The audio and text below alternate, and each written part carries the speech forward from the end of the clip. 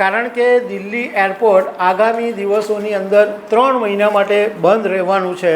તો તમારા માટે વિકલ્પ શું રહેશે? તમે જો આગામી દિવસોની અંદર દિલ્હી એરપોર્ટ પર જવાનો તમારો પ્લાન હોય, તમે દિલ્હી એરપોર્ટથી વાયા કોઈ ઇન્ટરનેશનલ ફ્લાઇટ પકડવાના હો, તો આ વિડીયો તમારા ખાસ કામનો છે. કારણ કે દિલ્હી એરપોર્ટ આગામી દિવસોની અંદર 3 મહિના માટે બંધ રહેવાનું છે. તો તમારા માટે વિકલ્પ શું રહેશે એ બધી હું તમારી સાથે વાત કરવાનો છું. મારું નામ રાજેશ શાહ છે અને તમે જોઈ રહ્યા છો ગુજરાતના સૌથી મોટા ડિજિટલ ન્યૂઝ પ્લેટફોર્મ ખબરછે.com. દિલ્હીમાં ઇન્દિરા ગાંધી ઇન્ટરનેશનલ એરપોર્ટ એટલે આઈજીઆઈ છે એ 15 જૂનથી 3 મહિના માટે એટલે 15 જૂનથી 15 સપ્ટેમ્બર સુધી 3 મહિના માટે એરપોર્ટ બંધ રહેવાનું છે. અને એને કારણે એવરી ડે 114 જેટલી ફ્લાઇટ કેન્સલ કરવામાં આવી છે અને 86 ફ્લાઇટ્સ એવી છે જેને રીશિડ્યુલ કરવામાં આવી છે, જેના સમયની અંદર ફેરફાર કરવામાં આવ્યો છે. હવે તમારા મગજની અંદર સવાલ થશે કે 3 મહિના સુધી દિલ્હી એરપોર્ટ શું કામ બંધ રહેવાનું છે? તો એનું કારણ એવું છે કે દિલ્હી એરપોર્ટ ઉપર 10-28 જે રનવે છે એને અપગ્રેડ કરવાનું કામ થવાનું છે. એને લીધે 3 મહિના સુધી ફ્લાઇટ બંધ રહેશે અને આ 114 જેટલી ફ્લાઇટો કેન્સલ થવાની છે.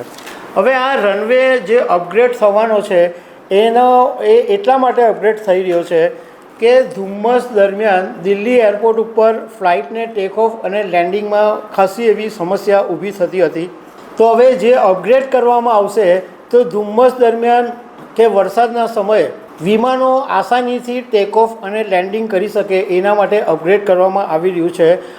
રનવે પર ઇન્સ્ટ્રુમેન્ટ લેન્ડિંગ સિસ્ટમ અપગ્રેડ કરવામાં આવી રહી છે, જેનાથી લેન્ડિંગ અને ટેક ઓફ છે એ સચોટ માહિતી મળી શકશે. અને કેટ 3B સિસ્ટમ ઇન્સ્ટોલ કરવામાં આવી રહી છે, જેને કારણે સાવ ઓછી વિઝિબિલિટી હોય તો પણ લેન્ડિંગ સુરક્ષિત રીતના થઈ શકે એવી બધી આ પ્રોસેસ છે. એટલા માટે હવે જે આઈજીઆઈ એરપોર્ટ છે એમાં 3 મહિના પછી ધુમ્મસ કે એવા બધા કારણોસર પર ફ્લાઇટ અટકશે નહીં અને એ લેન્ડિંગ કરી શકશે. હવે દિલ્હી ઇન્ટરનેશનલ એરપોર્ટ એટલું બધું મહત્ત્વનું છે કે સુરત, ગુજરાતથી માંડીને બધા જ લોકો દિલ્હી એરપોર્ટ સાથે કનેક્ટિવિટી ધરાવે છે. કારણ કે દિલ્હી એરપોર્ટ ઉપરથી વિદેશની અનેક ફ્લાઇટોની કનેક્ટિવિટી છે. એટલે દિલ્હી એરપોર્ટ બહુ જ બધી રીતના મહત્ત્વનું છે. તો હવે તમારી સાથે હું એ પણ વાત કરીશ કે હવે 3 મહિના સુધી બંધ રહે અને ઘણી બધી ફ્લાઇટો કેન્સલ થાય તો વિકલ્પ શું રહેશે? તો દિલ્હી ઇન્ટરનેશનલ એરપોર્ટે એવું કીધું છે કે 86 ફ્લાઇટ છે એ દરરોજ નોન પીક અવર્સની અંદર રીશિડ્યુલ કરવામાં આવશે. એટલે યાત્રીઓએ એમના જે એરલાઇન્સ છે એની સાથે સંપર્કમાં રહીને સમય જાણી લેવો પડશે. એરલાઇન્સ જોકે જાણ પણ કરે જ છે, પરંતુ એમ છતાં પણ તમારી જે કોઈ ફ્લાઇટ હોય આફ્ટર 15 જૂન પછીની, તો એ ફ્લાઇટનો રીશિડ્યુલ થઈ હોય તો એ તમારે પહેલેથી જાણકારી મેળવી લેવી. બીજું ઓપ્શન તમારી પાસે એ છે કે દિલ્હીની આસપાસ જે એરપોર્ટ છે એમાં નોઈડા ઇન્ટરનેશનલ એરપોર્ટ છે, જયપુર ઇન્ટરનેશનલ એરપોર્ટ છે, ચંદીગઢ ઇન્ટરનેશનલ એરપોર્ટ છે, એનો પણ તમે યુઝ કરી શકો. નોઈડા ઇન્ટરનેશનલ એરપોર્ટ છે એ દિલ્હીથી 80થી 100 કિલોમીટર દૂર છે. જયપુર ઇન્ટરનેશનલ એરપોર્ટ છે એ દિલ્હીથી 280 કિલોમીટર દૂર છે. અને ચંદીગઢ છે એ દિલ્હીથી 250 કિલોમીટર દૂર છે. આ ઉપરાંત તમારી પાસે બીજો એક વિકલ્પ એ બી છે કે Delhi railway station, Hazrat Nizamuddin station, Anand Vihar station, આ સ્ટેશનો ઉપરથી દેશના બધા જ વિસ્તારોની અંદર કનેક્ટિવિટી છે.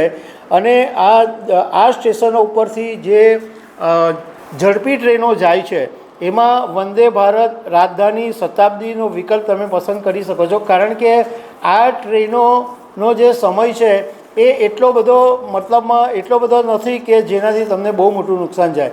ફ્લાઇટમાં તમે 2 કલાક વહેલા જાઓ, તમે ત્યાંથી તમારા ડેસ્ટિનેશન પર જાઓ અને એ બધામાં જેટલો ટાઈમ થાય એનાથી આ ટ્રેનની અંદર તમારો એટલો બધો સમય નહીં જાય.